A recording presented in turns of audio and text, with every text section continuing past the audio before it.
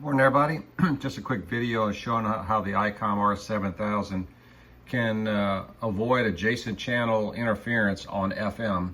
You can't do this with your normal stereo in your car or whatever. If there's interference, you just have to live with it.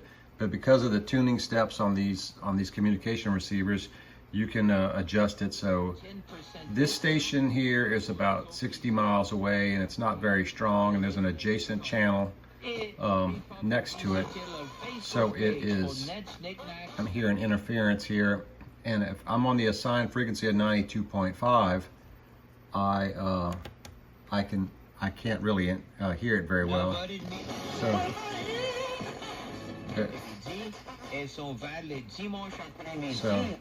So here's what I do. You set the tuning to the lowest increment, a tenth of a kilohertz there, and you tune in a little bit lower to avoid the adjacent channel interference.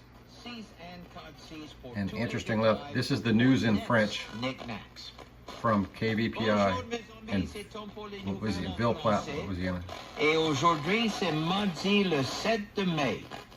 Oubliez pas mes amis, t'as juste un autre jour pour qualifier l'homme dans notre KVPI Mother's Day contest. Text 337. So I've tuned in, the station's 92.5. Tune it in at 92.45. I can get most of the adjacent channel interference out of the way and still hear the broadcast here. Winning mother qui va gagner un free night stay à Couchada Casino Hotel à Kinder et un souper pour deux. So there you go. News in French from Ville Platte, Louisiana. Good luck. Notre juge va choisir notre winning man demain.